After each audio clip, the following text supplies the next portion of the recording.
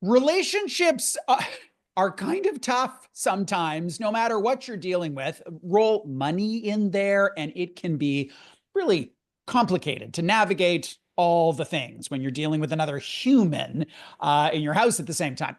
Modern Husbands is a platform, it is a podcast. The essence of it is trying to improve the way money works and the house works with two people who are trying to navigate this stuff together. Its founder is named Brian Page, and he joins us for a conversation from Cincinnati, Ohio today. Hello there. Hey, thanks for having me. I'm honored to be on. When I saw the phrase and I took a look at your website for modern husbands, I had all sorts of thoughts. But before I tell you what my thoughts were, you tell me, what does it mean to be a modern husband? That simply means that in the modern world where both couples generally work and work full time and have big jobs, that we have to figure out a way inside the home to manage money and the home as a team. So here's what was going on through my mind. When I read that, I thought, oh, there is some point of view here, or some, I don't know if it's cultural or religious or some other thing that I'm not able to understand just by looking at the phrase. What do you find people come to you expecting when they see the essence of modern husbands? Because some would say, yep, double income, and we're going to find a way to equally share our lives. And other would say a modern husband looks very, I don't know, vintage to a lot of people. Frankly, a lot of times women are often gravitated to the website because women are working longer and longer hours. They have big jobs. And in the world of the 1950s, what was taking place on the inside of a home looks very different than what takes place on the inside of a home today. So oftentimes it's women who look at it and think, wow, it would be really great to get some practical ideas from just a regular guy from rural Ohio to be Right. able to do things at home as a team where we both have the same amount of leisure time and we can Yeah. divide all the tasks and the money responsibilities in a way that suits our skill sets, and essentially creates more time with one another because so many of us are working so often and we're stressed all the time. So it's just a way to make the most of the time that we have with one another. You didn't type this into AI to provide you with the tips on how to become a modern husband. This is something you've been navigating with your spouse. You're like living it. Yes. What was the catalyst to you saying, I want to put this out there? I think there's something in the zeitgeist that would make this very particular view relevant to people and to couples these days. Yeah, it was my life journey. I for most of our marriage was a breadwinner who was working 60 to 80 hours a week. I had a bleeding ulcer. My wife took on the more traditional roles at home, and we decided to pursue moving to Atlanta in order to support her career ambitions. She received a promotion.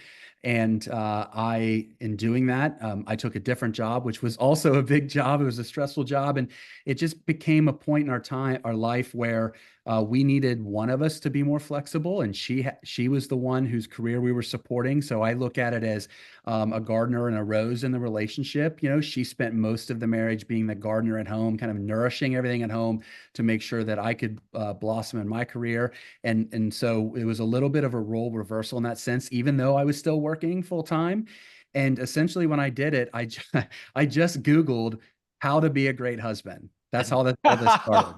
It was a Google search because I didn't know how to do. I'm going to sound terrible. I didn't know how to do the laundry, and I just along the way went from someone who was an expert in managing money together to someone who recognized that there are other deficiencies that a lot of couples have. And I was one of them where we could figure out a way to be better, to be more supportive of one another. In particular, for me, I was trying to figure out how to be more supportive at home in a way where she could better concentrate on her career ambitions.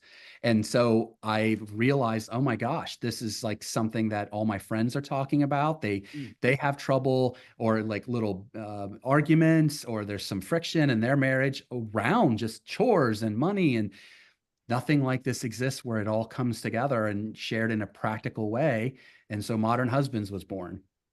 What were some of the toughest things to find your way through as a couple? And I think I want to put an asterisk beside this Yeah. question to say, I would have never asked that question of a heterosexual couple speaking to the wife about how hard it was for her to find a way to support her husband's career, because I that's like, we just wouldn't have even asked that question. So it feels a little awkward or odd that I'm asking you that here when I wouldn't have probably done it the other way. But tell me about some of the hardest parts as you really created this new way of living and working together.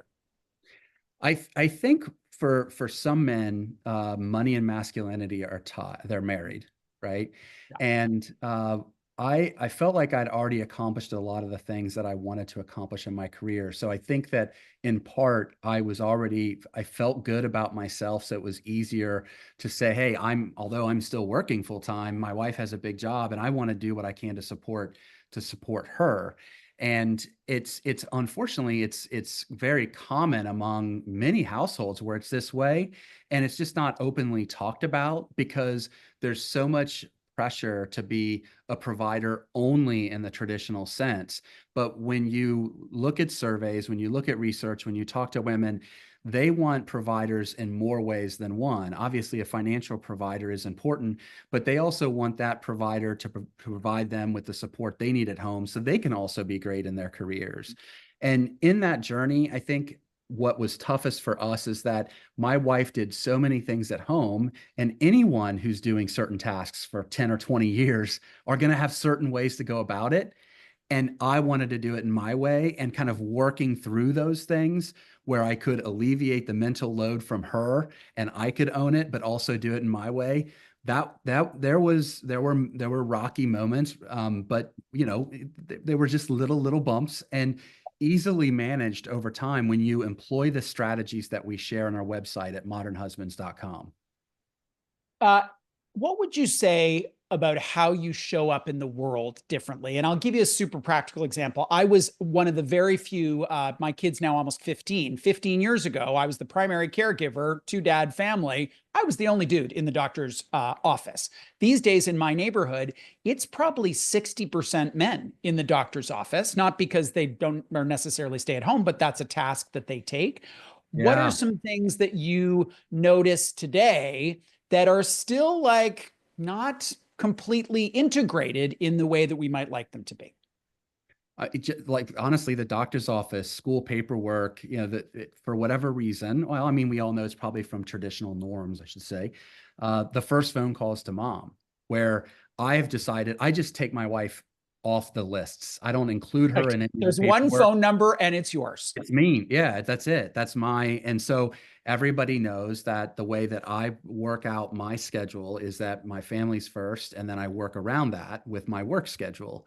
So if I have to step away, I have to step away.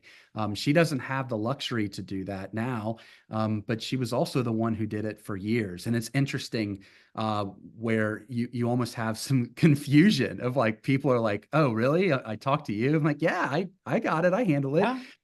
But there's more, like you said, there's more and more of us than a lot of people would think. I mean, 40% of households have women who earn the same, if not more, than their husbands, and the majority of households, like by far, are dual career homes. Hmm. How do couples navigate what needs to come off typically, and I'm using air quotes here, typically the female's to-do list that might be hard either for him or for her to pull off? And I ask because I talk to lots of couples and there's different values, right? Like where one partner, and it's not necessarily the male, has a very strong value around freshly made lunches every single day. And the other person's like, just jam some Lunchables in there and a cookie and you're good to go. So, how Yeah. do you negotiate some of those things that are really values driven more so than they are assigning a task? Yeah, and it's also originates back to like the psychology that comes from our childhood experiences and societal norms. So, what you're asking is, how do you establish an acceptable level of care? Yeah. And I'll give you a perfect example of something that I recently learned. Whenever we would have company, whether it was like a holiday or friends over, my wife wants to deep clean everything. She's basically wants to deep clean the attic, right? And there's Right. all the stress and tension in the household. And what I've learned is that when people walk in to your home for Thanksgiving or Christmas or a friend's night, whatever it may be, they automatically judge the female in the relationship because they look at it as her responsibility to keep the home clean. So like when I realized that, I thought, wow, okay, so from my perspective, I need to make sure everything's clean because there's a lot of anxiety around that. Right. And I think like the second thing I want to bring up that's far more important is that managing a home is not managing a list, because ultimately the person who's writing the list is the one who's has the heavy burden of managing the mental load, right? Mhm. So the key to success is to make sure that whatever lists of chores exist to operate a home, that those chores are divided up in a way where you have ownership over the chore that you're assigned. So rather than a husband being an intern for a wife who's just writing a honey to-do list and he has to go do it, a husband has the responsibilities of, let's just say it's preparing food, like let's say it's dinner, Yeah. and that's his job. And his wife doesn't have to remind him, have you made dinner? What's for dinner? And the conversations, as you alluded to, go about how do you establish an acceptable level of care around that dinner? Like, is it okay to have frozen pizzas every night? No. Right. Right? Like, what's okay? So once you establish an acceptable level of care, and then after you've done that, you have ownership over your responsibility, and your partner allows you to have ownership without Mm. trying to micromanage you.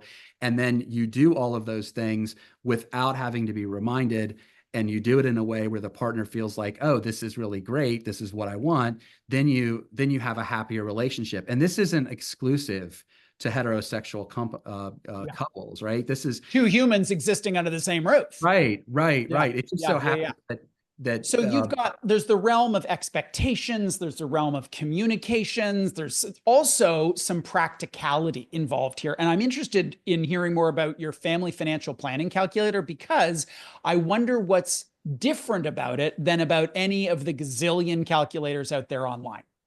yeah, and that traces back to when my wife and I were really young. We got married young, we had a child young, and we simply considered the cost of childcare at that moment. And the default was, okay, my wife can make around the same, so she might as well stay home. And then we kind of went from there. But the problem with that is the Urban Institute found that for every year a woman leaves the workforce to be the lead caregiver, she loses on average $295,000 in lifetime compensation, right? Because she's going to get promoted later. She's not going to experience as many pay raises. She's not contributing as much to her retirement, which compounds. Those things add up. And so the point of the calculator is for busy dual career couples who want to have an actual financial projection of what it would cost them to either stay home or to have childcare outsourced, or a combination between the two, beyond just that 1 year, where Yeah. you can project what it would look like over 15 years, to have a place to turn to calculate those numbers. Because it's nothing happens in isolation, and Yeah. it's not like time is frozen. You have to look at the long run, and there's nothing wrong with staying home with your children. Yeah. That's a great thing. But just know, as long as you're financially informed when you make Yeah. that decision. Eyes wide open. Really interesting stuff, Brian. I wish we had more time, but I appreciate you giving us some of yours today. We appreciate it. Hey, thanks for having me. Brian Page is the founder of Modern Husbands. It is a podcast, it is a platform for couples to start to look at how are we going to manage our money, manage our home, manage our lives together.